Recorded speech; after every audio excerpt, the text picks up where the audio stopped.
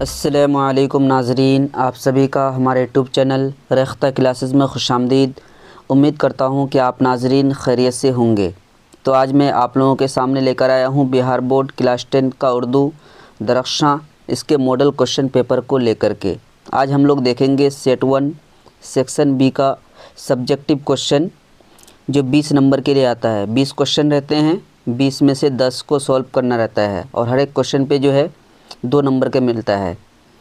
तो आप अगर 20 क्वेश्चन रहेगा, 20 में से 10 को सॉल्व करेंगे तो आपको 20 नंबर 100% मिल जाएंगे।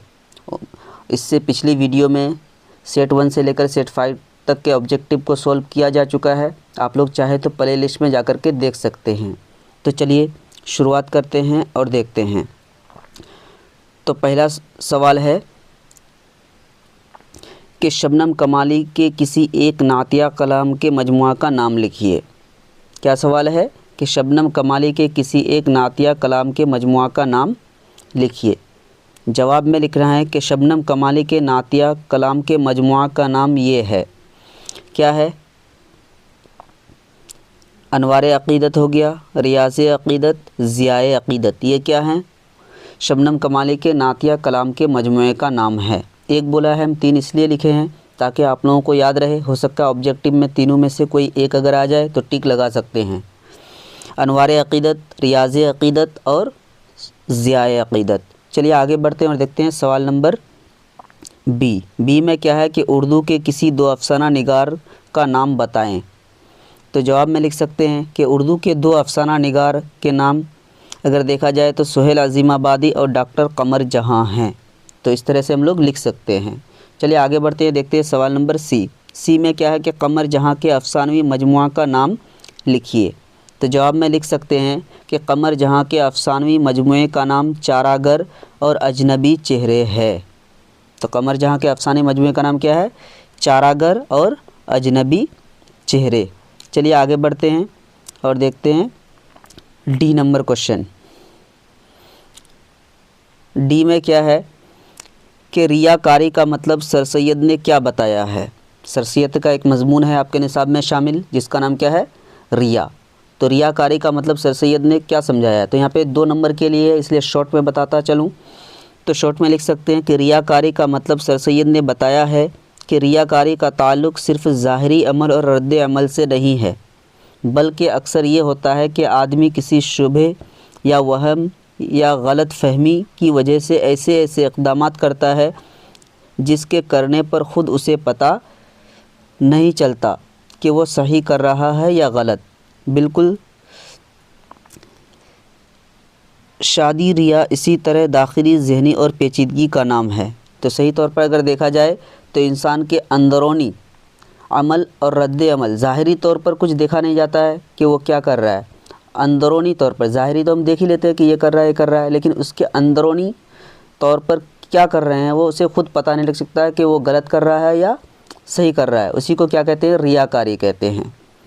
चलिए आगे बढ़ते हैं और देखते हैं सवाल नंबर ई। तो ई में क्या है कि सर सैयद की वफ़ात कब हुई। सर सैयद की वफ़ात कब हुई? तो याद रखना है कि सर सैयद की वफ़ात 1898 ईस्वी अलीगढ़ मुस्लिम यूनिवर्सिटी में हुई। कहाँ हुई? 1898 ईस्वी में। कहाँ हुई? अलीगढ़ मुस्लिम यूनिवर्सिटी में हुई। चलिए आगे बढ़ते हैं और देखते हैं एफ़ नंबर क्वेश्चन। एफ़ में क्या है कि भीमराव अंबेडकर की शादी किस उम्र में और किससे हुई। तो जवाब में लिख सकते हैं कि भीमराव अंबेडकर की शादी 14 बरस की उम्र में रामाबाई से हुई। याद रखना है कि भीमराव अंबेडकर की शादी कितने साल की उम्र में हुई थी? तो 14 बरस की उम्र में हुई थी। और किन से हुई थी? तो रामाबाई से हुई थी। किससे हुई थी? रामाबाई से हुई थी। तो ये सब्जेक्टिव अगर आप करके जाएंगे, सॉल्व करके जाएंगे तो आपका ऑब्जेक्टिव भी इससे बनेगा। चलिए आगे बढ़ते हैं और देखते हैं जी नंबर क्वेश्चन। जी में क्या है कि लुत्फ़ुर रहमान किस पार्टी के वज़ीर और एमएलए रहे थे। लुत्फ़ुर रहमान जो थे तो वो किस पार्टी के वज़ीर और एमएलए थे। तो जवाब में लिख सकते हैं कि लुत्फ़ुर रहमान राष्ट्रीय जनता दल पार्टी यानी जेडीयू के क्या थे? वज़ीर थे और उनके एमएलए रहे। किस पार्टी के? राष्ट्रीय जनता दल पार्टी के वज़ीर रहे और एमएलए रहे। चलिए आगे बढ़ते हैं और देखते हैं सवाल नंबर एच में क्या है कि आर्यभट्ट ने किस साइंसदान की रहनुमाई की थी, यानी किस साइंटिस्ट की रहनुमाई की थी।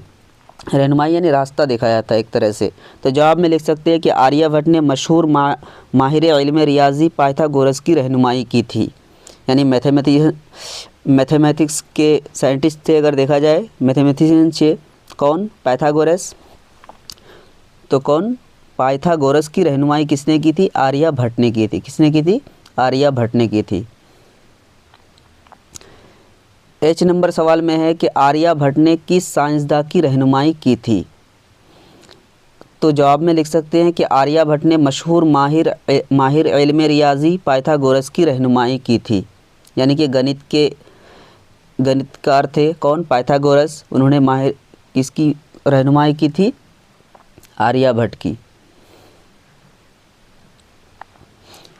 एच नंबर सवाल में देख सकते हैं कि आर्यभट्ट ने किस साइंसदान की रहनुमाई की थी। तो जवाब में लिख सकते हैं कि आर्यभट्ट ने मशहूर माहिर इल्म रियाजी पाइथागोरस की रहनुमाई की थी।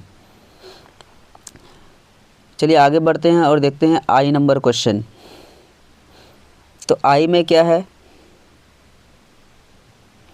कि नज़ीर अहमद के किसी दो नावल का नाम लिखिए। तो जवाब में लिख सकते हैं नज़ीर अहमद के दो नावल का नाम मिरातुल उरूस और निबातुन नाश है। तो नज़ीर अहमद के दो नावल का नाम याद रखना है, मिरातुल उरूस और निबातुन नाश है। चलिए आगे बढ़ते हैं और देखते हैं जे नंबर क्वेश्चन। जे में क्या है कि शहबाज ने शामिल निसाब मकतूब में जिस बच्ची को मुखातब किया है उनका नाम क्या है। शहबाज ने जो मकतूब लिखा था, ख़त लिखा था, और जिस बच्ची को मुखातब किया था उसका नाम क्या था। तो जवाब में लिख सकते हैं कि शहबाज ने शामिल निसाब मकतूब में जिस बच्चे को मुखातब किया है उसका नाम क्या था, सोगरा था। क्या है, सोगरा। याद रखना है कि सोगरा के नाम ख़त लिखा था। चलिए आगे बढ़ते हैं और देखते हैं के नंबर क्वेश्चन। के में क्या है कि इंडिया गेट की तामीर किसने की। तो जवाब में लिख सकते हैं कि इंडिया गेट की तामीर अंग्रेज़ों ने की। तो इंडिया गेट की तामीर किसने की, अंग्रेज़ हुक्मरान ने की थी। चलिए आगे बढ़ते हैं और देखते हैं एल नंबर क्वेश्चन। एल में क्या है कि कहानी अंग्रेज़िया बाबू का मरकज़ी किरदार कौन है। तो जवाब में लिख सकते हैं कि कहानी अंग्रेज़िया बाबू का मरकज़ी किरदार मधुकांत है। तो अंग्रेज़िया बाबू का जो ये है मेन किरदार तो कौन है, मधुकांत है। कौन है, मधुकांत। चलिए आगे बढ़ते हैं और देखते हैं हिंदुस्तान की आइन में कितनी ज़ुबानें शामिल हैं। यानी हिंदुस्तान की जो दस्तूर है, कानून है, तो उसमें कितनी ज़ुबानें शामिल हैं, मुश्तमिल हैं। तो हिंदुस्तान की आइन में 22 ज़ुबानें शामिल हैं। जवाब में लिख सकते हैं कितनी ज़ुबानें शामिल हैं, तो 22 ज़ुबानें शामिल हैं। चलिए आगे बढ़ते हैं और देखते हैं एन नंबर क्वेश्चन। एन में क्या है कि इसमें नकरा की तारीफ़ माँ मिसाल लिखिए। यह कवायद से क्वेश्चन दिया गया है और इससे पिछला जो क्वेश्चन था वो किससे, रोशनी बुक से था। तो इसमें नकरा की तारीफ़ भी करनी है और इसकी मिसाल भी देनी है।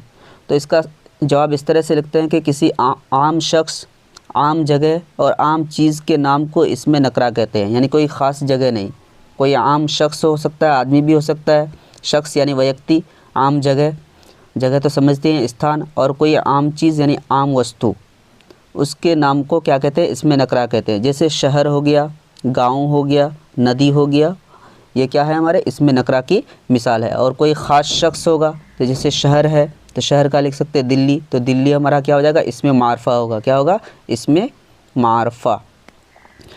तो इसका ऑपोजिट होता है इसमें मारफा। इसी तरह गांव है तो गांव का कोई नाम बता सकते हैं हम लोग, जैसे सिया गांव, मलिकपुर, ये हमारा गांव क्या हो गया हमारा, इसमें मारफा। इसी तरह नदी, तो नदी का अगर नाम बोलेंगे तो नदी का नाम जैसे गंगा, तो गंगा इसमें मारफा हो गया। गंगा क्या है, नदी है, तो नदी क्या हो गया हमारा, इसमें नकरा हो गया। चलिए आगे बढ़ते हैं और देखते हैं ओ नंबर क्वेश्चन। तो ओ में क्या है कि नज़म वारिस शाह की ज़ुबान किस ज़ुबान की नज़म है। नज़म वारिस शाह ये किसका है, रोशनी बुक का क्वेश्चन है। तो नज़म वारिस शाह जो है पंजाबी ज़ुबान की नज़म है। याद रखना है कौन सी ज़ुबान की नज़म है, पंजाबी ज़ुबान की नज़म है। चलिए आगे बढ़ते हैं, देखते हैं पी नंबर क्वेश्चन। पी में क्या है कि फ़ाइल किसे कहते हैं, माँ मिसाल लिखिए। सबसे पहले समझना है कि फ़ाइल किसे कहते हैं। फ़ाइल को अंग्रेज़ी में क्या कहते हैं, सब्जेक्ट कहते हैं। क्या कहते हैं, सब्जेक्ट। तो जवाब में लिख सकते हैं कि वह लफ्ज़ जो किसी काम के करने वाले को ज़ाहिर करे उसे क्या कहते हैं, फ़ाइल करते हैं। यानी वह शब्द जो किसी काम करने वाले को बताए, प्रकट करे, तो उसे क्या कहते हैं, फ़ाइल कहते हैं। जैसे मैं हो गया, जैसे मैं खाना खा रहा हूँ, तो मैं क्या हो गया हमारा, फ़ाइल हो गया यानी सब्जेक्ट हो गया। जैसे तुम स्कूल जा रहे हो, तो तुम क्या हो गया, सब्जेक्ट हो गया यानी फ़ाइल हो गया। इस तरह अहमद क्रिकेट खेलता है, तो अहमद क्या हो गया, फ़ाइल हो गया यानी सब्जेक्ट हो गया। चलिए आगे बढ़ते हैं और देखते हैं क्यू नंबर क्वेश्चन। क्यू में क्या है कि गज़ल अरबी के किस सिनफ़े शायरी से माखूज़ है। तो जवाब में लिख सकते हैं कि गज़ल अरबी के कसीदे की तशबीब से माखूज़ है। तो गज़ल जो है किससे माखूज़ है, किस सिनफ़े शायरी से, तो कसीदे की तशबीब से माखूज़ है, याद रखना है। ये अक्सर एग्ज़ाम में पूछा जाता है ऑब्जेक्टिव में। चलिए आगे बढ़ते हैं और देखते हैं आर नंबर क्वेश्चन। आर में क्या है कि अहमद फराज अपनी मौत से कुछ दिन कबल बिहार के किस शहर तशरीफ़ लाए थे। तो अहमद फराज जो थे अपनी मौत से पहले कुछ दिन पहले बिहार के कौन से शहर में आए थे। तो जवाब में लिख सकते हैं कि अहमद फराज अपनी मौत से कुछ दिन कबल बिहार के दरभंगा शहर के मुशायरे में तशरीफ़ लाए थे। तो वो दरभंगा के मुशायरे में तशरीफ़ लाए से मौत से कबल, कौन, अहमद फराज। चलिए आगे बढ़ते हैं और देखते हैं एस नंबर क्वेश्चन। तो एस में क्या है कि ज़फ़र गोरखपुरी ने किन किन मुल्कों का दौरा किया। तो जवाब में लिख सकते हैं कि ज़फ़र गोरखपुरी ने रियासत हाय मुत्तहिदा अमेरिका यानी यूएसए, सऊदी अरब और मुत्तहिदा अरब इमारात के दौरे किए। तो याद रखना है ज़फ़र गोरखपुर ने किन किन मुल्कों का दौरा किया था। तो रियासत हाय मुत्तहिदा अमेरिका यानी यूएसए, इसी तरह से सऊदी अरब और मुत्तहिदा अरब इमारात के दौरे किए थे। टी नंबर क्वेश्चन में है कि क्या गालिब का एक शेर लिखिए। तो एक शेर तो लिख ही सकते हैं गालिब के मशहूर शेर में से कोई एक। तो गालिब का एक शेर दर्द झील है। हमको मालूम है जन्नत की हकीकत लेकिन खुश रहने को गालिब एक ख़याल अच्छा है। तो आप लोगों को जो भी शेर याद रहे तो उस शेर को जो है लिख देना है। तो उम्मीद करता हूँ कि आप नाज़रीन को वीडियो ज़रूर अच्छा लगा होगा। आप लोगों को अगर वीडियो अच्छा लगा तो आप लोग हमारे चैनल को सब्सक्राइब करें और घंटी के आइकन को इनेबल कर दें। और अगर लगता है कि ये वीडियो किसी और के लिए भी फ़ायदेमंद साबित हो सकता है तो उसे भी शेयर करें। नेक्स्ट वीडियो में इंशाअल्लाह जो है सेट 2 के सब्जेक्ट को लेकर के आएंगे। आज के लिए इतना ही। अस्सलामु अलैकुम।